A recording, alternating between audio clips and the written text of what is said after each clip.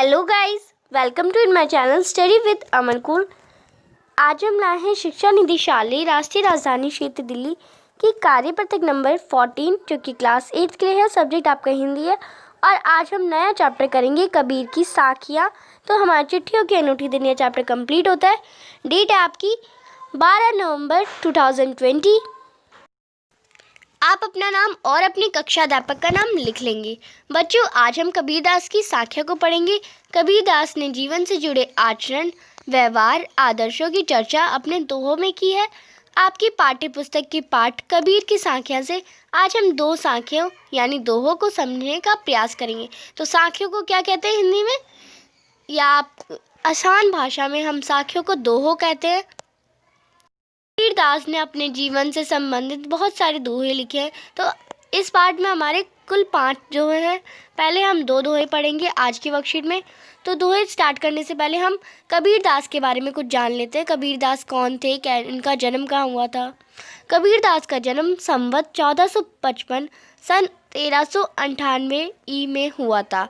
जनश्रुति के अनुसार उनका जन्म एक विधवा ब्राह्मणी के घर से हुआ जिसने लोक लाज की भय से उन्हें त्याग दिया।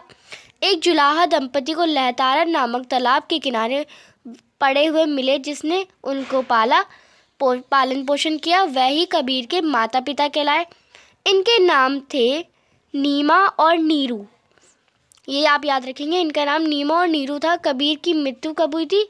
120 वर्ष में, यानी ये सबसे ज़्यादा जीने वाले इंसान थे। संवत 1575 से लेकर 1518 में मगहर में हुई थी। मगहर जगह एक नाम है, वहाँ पे इनकी मृत्यु हुई थी।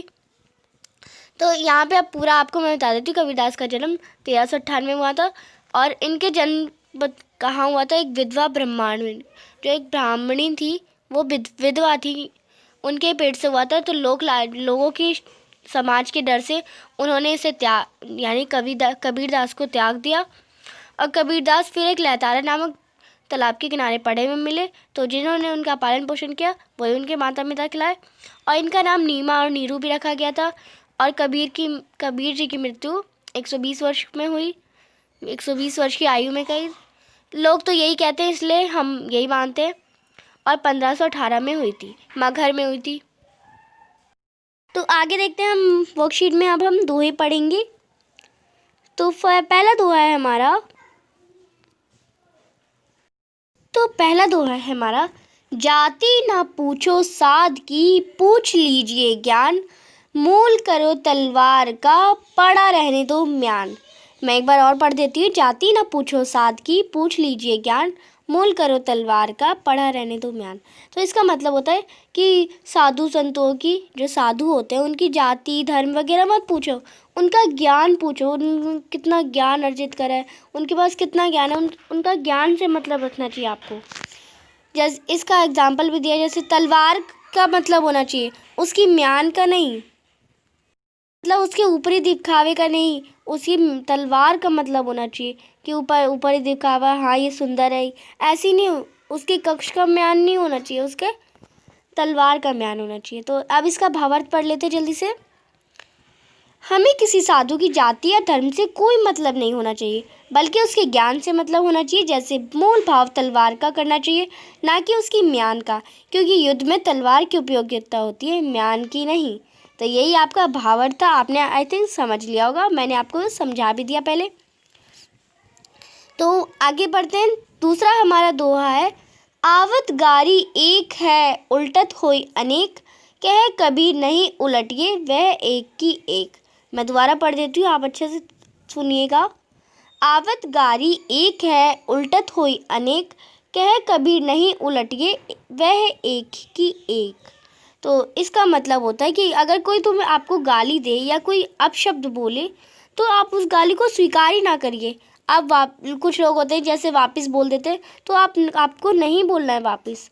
आप चुप रहने से आप जो गाली है, जो चीज़ है, वो उसी के पास रह जाएगी जो इंसान बोल रहा है आपको। तो जैसे अगर आप एक एग्जांपल ले रहे हैं, अगर कोई आपको टॉय दे रहा है, तो अगर आपको कोई खिलौना दे रहा है, तो वो खिलौना आप नहीं लेंगे तो वो उसी के पास रह गया ना। तो ऐसे अगर कोई आपको अपशब्द बोले तो आप उसे वापस ना बोल के नहीं बोलेंगे तो वो अपशब्द उसी के पास रह जाएंगे। तो यही बताया गया कबीर ने। तो इसका भावार्थ देख लेते हैं जल्दी से। यदि आपको कोई गाली दे तो उसे उलटना नहीं चाहिए, उलटने से वह अनेक में बदल जाती है। यदि किसी की गाली आप स्वीकार ही नहीं करेंगे तो वह स्वयं को ही गाली देने वाले के पास रह जाएगी। कोई आपसे बुरी बातें कहता है तो उसे चुपचाप सुन लेने में भलाई है, बहस को बढ़ाने में मन का क्लेश बढ़ता है। तो आपको कोई भी बुरी बात बोलता है तो आप एक चुपचाप सुन लीजिए, कुछ मत करिए और वहाँ से चले जाइए।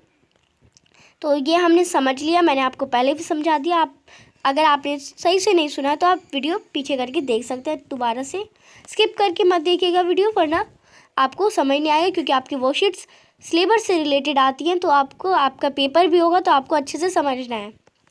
अब आप इन दोनों साखियों व इनके भावार्थ को पढ़कर निम्नलिखित प्रश्नों के उत्तर दीजिए। तो आपने पढ़ लिया, अब इनके प्रश्नों के उत्तर देते हैं। तलवार का महत्व होता है म्यान का नहीं। उक्त उदाहरण से कबीर क्या कहना चाहते हैं, स्पष्ट कीजिए। तो हमने स्पष्ट कर ही चुके हैं, पर हम दोबारा करते हैं। तो फर्स्ट क्वेश्चन था हमारा, तलवार का महत्व होता है म्यान का नहीं। तो उक्त उदाहरण से कबीर क्या कहना चाहते हैं? कबीर ये कहना चाहते हैं कि असली चीज़ की कद्र की जानी चाहिए, दिखावटी वस्तु की कोई महत्व नहीं होता। इसी प्रकार किसी व्यक्ति की पहचान अथवा उसका मूल उसकी काबिलियत के अनुसार तय होना चाहिए, ना कि कुल के ऊपर, जाति के ऊपर, धर्म के ऊपर। प्रश्न 2 है आपका, कोई हमें गाली दे या अपशब्द कहे तो हम उसे वापस उलटकर गाली क्यों नहीं देनी चाहिए? तो मैंने आपको बताया क्योंकि ऐसा करने से विवाद बढ़ता है, तथा अगर हम वापस उलटकर अपशब्द नहीं कहते हैं तो वह अपशब्द उसी के पास रह जाते हैं। तो ये मैंने आपको बताया। थर्ड क्वेश्चन का आंसर करते हैं। तो थर्ड क्वेश्चन है हमारा, कबीर के दोहों को साखी क्यों कहा जाता है? पता कीजिए और लिखिए। कबीर के दोहों को साखी कहा जाता है क्योंकि साखी शब्द का एक अर्थ है प्रत्यक्ष रूप से या साक्षी, अर्थात उन्होंने समाज में जैसा देखा वैसा ही कहा। प्रश्न 4 है आपका, गतिविधि पाठ से अलग कबीर के अन्य 5 दोहे ढूंढ कर लिखिए। इस गतिविधि में आप अपने माता पिता से, अपने शिक्षकों की सहायता ले सकते हैं। तो आपको जो आपके पाठ में वैसे वो वाले नहीं लेने, आपको अलग से कोई 5 दोहे लेने हैं। तो मैंने आपके लिए लिए हैं, पोथी पढ़ी पढ़ी जगमुआ, पंडित भया न कोई, ढाई आखर प्रेम का पढ़े सो पंडित होए। सेकंड आपका, धीरे धीरे रे मना, धीरे सब कुछ होए, माली सींचे सो घड़ा, ऋतु आए फल होए। तीसरा देखते हैं। तीसरा है आपका, साधु भूखा भाव का, धन का भूखा नाही, धन का भूखा जो फिरे सो तो साधु नाही। फोर्थ है आपका, जब मैं था तब हरि नहीं, अब हरि है मैं नाही, प्रेम गली अति सांकरी, जामे दो ना समाई। फिफ्थ है, मन के हारे हार है, मन के जीते जीत, कहे कबीर हरि पाइए मन की ही प्रतीत। तो ये आपकी आज की वर्कशीट कंप्लीट होती है। मेरे चैनल स्टडी विद अमन कुल को सब्सक्राइब करें। आज का आपका क्वेश्चन है, मैंने आपको 5 दोहे लिखवाए, उसमें से आपको मैंने इस बार मतलब नहीं बताया क्योंकि मुझे लगा कि आपको मतलब समझ आ ही गया होगा। तो अगर जिसका मतलब आपको अच्छे से पता है, वो दोहा नंबर 3 है या 2 है या फर्स्ट है या फोर्थ है या फिफ्थ है, वो आप मुझे नंबर लिखेंगे कमेंट बॉक्स में कि आपका कौन सा नंबर दोहा आपको पसंद आया। तो आप मुझे लिखिएगा, मेरे चैनल को सब्सक्राइब करिएगा, इस वीडियो को लाइक करिएगा। Thanks for watching my video. Bye bye guys.